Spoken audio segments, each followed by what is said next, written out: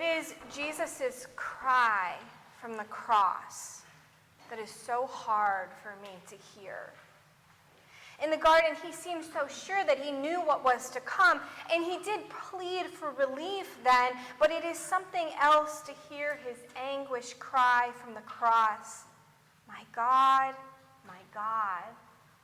why have you forsaken me? Why have you abandoned me? I confess at the lowest points of my life, it was this kind of cry that I was afraid to utter. Most often, I chose to ignore God entirely, whether it be God's presence or some God-shaped hole in my life. I just bricked up a wall of silence so that I wouldn't have to think about how lonely and abandoned I felt. I long referred to it as radio silence, but when I look back, I'm not so sure who was actually silent, God or me. But if Jesus knew what was to come, if it was God's purpose, a purpose which he's intimately a part of too, this God made flesh, how can Jesus, of all people, feel abandoned by God? Yet I've come to believe that somehow that question is its own answer.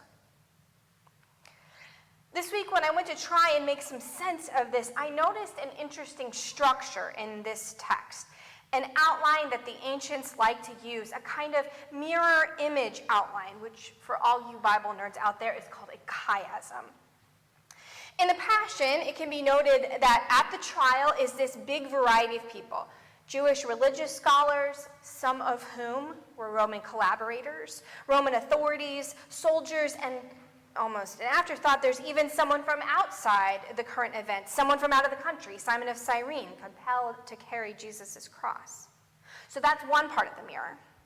And the other part comes all the way at the end, after the crucifixion, to the very last resurrection scene in this gospel, where Jesus tells some Jewish everyday folks, some women, to bring a message, the good news, to the Gentiles. And with it is this reminder that Jesus is with them to the end of the age. So on this other part of the mirror, we've got Jews and Gentiles, like everybody, on each side of the crucifixion. Now this is interesting to me because back at the beginning of the gospel, there's another scene with some outsiders, some religious scholars, some Romans, some soldiers wreaking havoc on innocent lives. It's when the Magi come from the east and inquire about the birth of, catch this detail, the King of the Jews.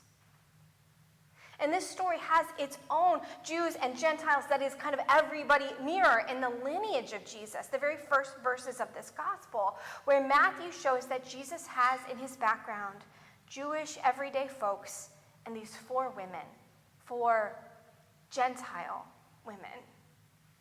Jesus is everybody in his lineage. So there are these 2 mirrored structures, which are also kind of mirrors of each other.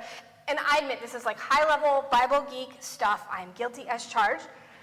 But these mirrored structures are used to point to what's in the middle of them. And in the middle of the Passion is Jesus on the cross, wondering aloud whether or not God is actually with him. Common words, really, found at the bottom of tragedies, both the garden variety and the world-shaping kind. Where is God when bombs rain from the sky? Where is God when the pollution of those bombs turns the rain to acid and the playground into a minefield? Where is God when children die of starvation and their mothers cannot be consoled? And where, too, is God when the news at the doctor's office is all bad? When we leave the hospice house for the last time? When it seems that all the joy has been drained from the room, from the relationship? Do you see? God, why have you abandoned me? God, are you with me or not?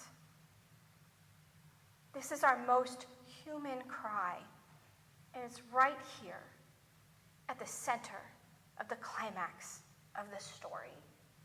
And it doesn't come from Judas or Peter or Pilate. It comes from Jesus.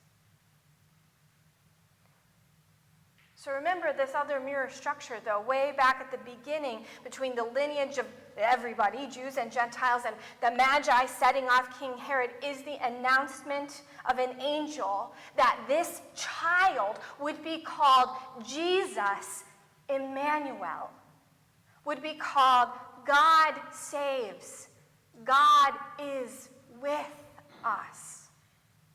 It is a promise that Matthew spends the entire gospel keeping, and he keeps it by putting Jesus with us, not in triumph, but at the bottom, at the end of our rope, at the end of our hope, at the close of each day, at the close of every life. And when this gospel ends, the risen Christ answers his own question. Are you with me or not? He installs an exclamation point at the end of this promise, saying, I am with you always. I am with you always, even to the end of the ages.